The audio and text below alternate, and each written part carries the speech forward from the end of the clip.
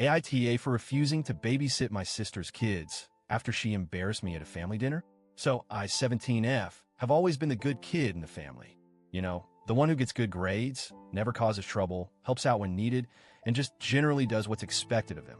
My older sister, Lisa, 27F, has always been the cool one, the social butterfly, the one who had a million friends in high school, and now the supermom with 3 adorable but very energetic kids, 6M for F and 2F.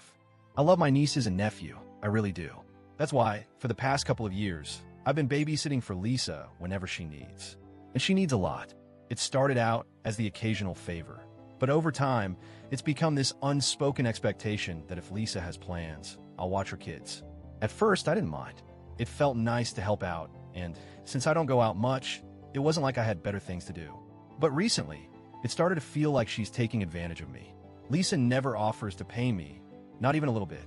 She never says thank you in a way that feels genuine, like she actually appreciates what I do. It's always, oh, thanks, bye, as she rushes out the door, leaving me alone with 3 tiny tornadoes. I don't even get the courtesy of being asked properly anymore. It's always just a text that says, hey, you're free Saturday, right? As if my time belongs to her by default. But the breaking point came last weekend. Our family was having a big dinner at my parents' house, which is something we do every so often to stay connected. It was a normal night at first. My mom was bustling around the kitchen, my dad was talking about work, Lisa was scrolling on her phone while her kids ran around causing chaos. Nothing out of the ordinary. At one point, my mom made a passing comment about how I've been focusing on school a lot, saying something like, I don't even see her anymore. She's always got her nose in a book. It was meant to be a compliment, I think, like, look at my responsible daughter, so dedicated to her studies. But Lisa? Oh, she took that as an opportunity to publicly humiliate me. She laughed and went, yeah, because she doesn't have a life otherwise. No boyfriend, no social life, just stuck at home doing math. Everyone chuckled, including my parents. I smiled awkwardly, thinking, okay, whatever, one joke I can let slide. But she didn't stop.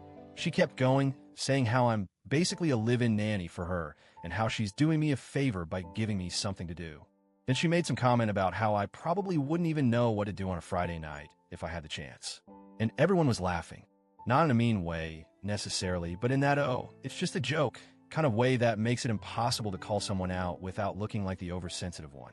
I glanced at my mom, expecting her to step in. Nothing. My dad at least had the decency to say, Lisa, that's enough, but she just shrugged and went, oh, relax, it's funny. I wanted to disappear.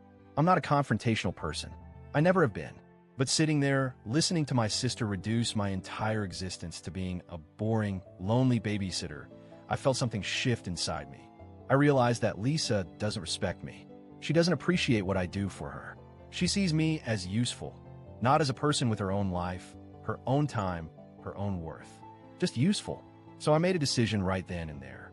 A few days later, Lisa texted me, as usual. Hey, can you watch the kid Saturday? And for the first time ever, I didn't come up with an excuse. I didn't say, oh, I have homework, or I'm not feeling well. I just said, no, I'm busy. She replied instantly, busy with what? And that's when the pettiness in me took over. Finding a life. I hit send and put my phone down, my heart pounding. I won't lie, part of me was nervous, but another part of me felt amazing. It felt like I had finally taken back a little bit of power. Lisa, of course, did not take it well. First, she tried to guilt trip me. She sent me a long paragraph about how she really needed a break and how she thought I loved spending time with the kids. When that didn't work, she switched tactics and accused me of being selfish, saying I was punishing her kids over a joke. Then my mom got involved. She called me up and said, I know Lisa can be a little much, but she's stressed and you know how hard it is for her. You need to be the bigger person. I told her, Mom, I have been the bigger person for years, and she doesn't appreciate it. If she can't respect me, I'm not going to keep doing her favors. Mom sighed and went into the whole family helps family speech, but I wasn't budging. I wasn't even asking for an apology. I just wanted Lisa to realize that I wasn't her personal nanny. But instead of reflecting on that, she just doubled down on being mad at me. Lisa and I haven't spoken since. She's still mad, and honestly, I don't care. If she wants to act like I'm being petty, fine. But I know that if I had just let it go, she would have kept treating me like I was nothing more than free childcare. My mom keeps giving me the disappointed but not angry treatment, and my dad is staying out of it, which I appreciate. But I don't regret standing up for myself. For the first time in a long time, I feel like I actually have control over my own time. So, AITA for finally saying no.